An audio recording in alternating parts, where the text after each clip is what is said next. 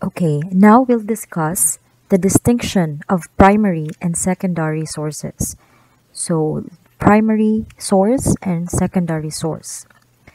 So, when we talk about history, we know that it also means inquiry or research. When we talk about research, we look for sources that provides information about the topic, right?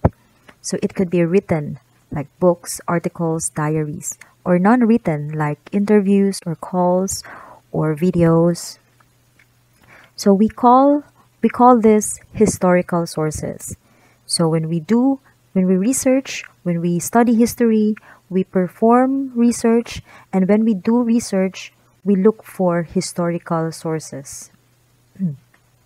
So there are two general kinds of historical sources. So these are the primary and the secondary sources. The ability to distinguish between primary and secondary source material is very essential. So primary sources. Primary sources refer to documents, physical objects, and oral or video accounts made by an individual or a group present at the time and place being described. So these materials provide facts from people who actually witnessed the event. So it's a first-hand information, or is first to record these immediately following an event. Could be written or made by someone who experienced or witnessed the event in question. These original documents, they are not about another document or account, but these are original documents are often these are often the primary sources are often the diaries of the person or the author, letters, memoirs, journals, speeches, manuscripts, interviews, and other such unpublished works. They may also include published pieces such as a newspaper or magazine articles, as long as they are written as soon after the fact and not as historical accounts. Also, photographs, audio or video recordings, research reports in the natural or social sciences, or original literary or theatrical works. So let's have an example scenario. Okay, but this example is very common. This is a hot topic nowadays. We'll have the Sarah case.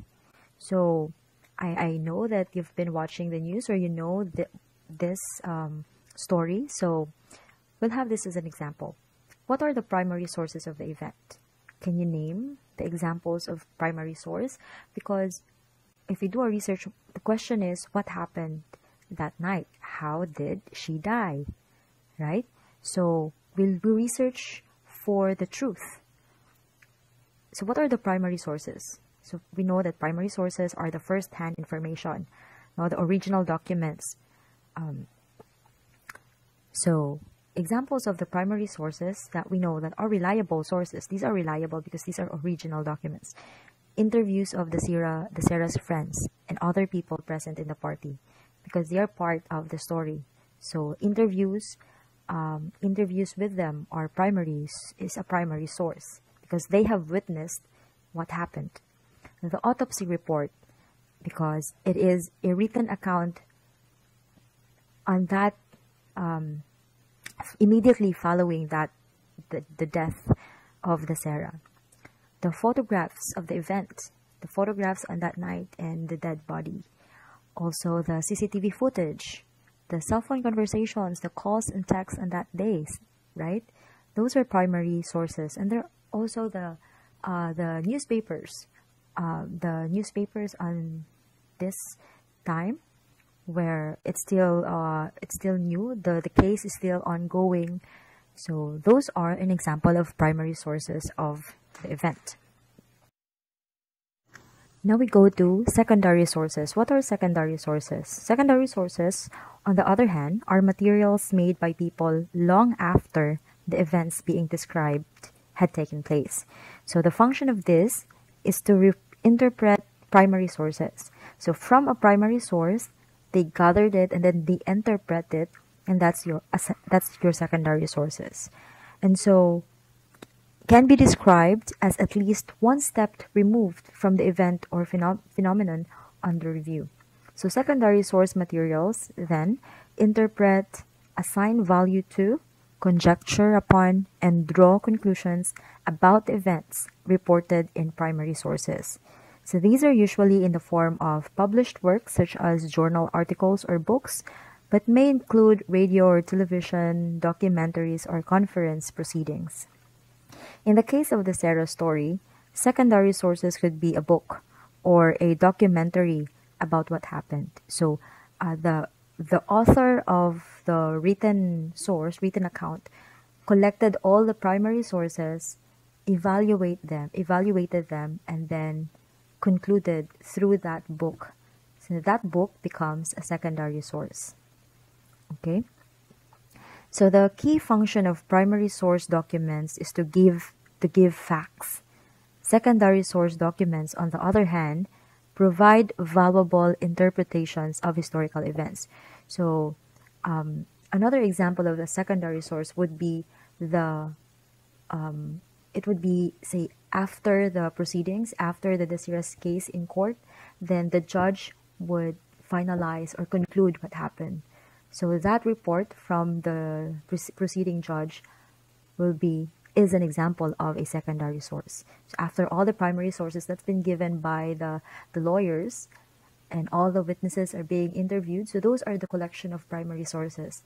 And then the judge will collate that, will evaluate, and then will conclude, will interpret of what happened, and then will be given the justice or given the penalties of what the crime or the injustice that took place. Defining questions. So when evaluating primary or secondary sources, the following questions might be asked to help ascertain the nature and value of material being considered. So before we conclude, if we have the person who's doing the research should ask these following questions to evaluate if it's a primary or secondary source. That author, that researcher should know how to distinguish primary and secondary source. So, example, when you watch YouTube videos about the Desira case, ask these questions to ascertain credibility and authenticity of the source of information. Is it a first-hand or a second-hand form of information? So these are the questions that you have to ask yourself or the researcher. How does the author know these details? The names, dates, times, and was the author present at the event or soon on the scene? Where does this information come from? Personal experience, eyewitness accounts, or reports written by others? And third question that you should ask yourself is, are the author's conclusions based on a single piece of evidence, or have many sources been taken into account? Example, diary entries along with third-party eyewitnesses accounts, impressions of contemporaries, newspaper accounts. Ultimately, all source materials of whatever type must be assessed critically, and even the most scrupulous and thorough work is viewed through the eyes of the writer or interpreter. This must be taken into account when one is attempting to arrive at the truth of an event. So, before you conclude, make sure that you've asked these questions so that you'll know if the source is credible and authentic. Again, a primary source was prepared by someone who was a participant or direct witness to an event. A secondary source was prepared by someone who obtained his or her information about an event from someone else. So first-hand information and second-hand information.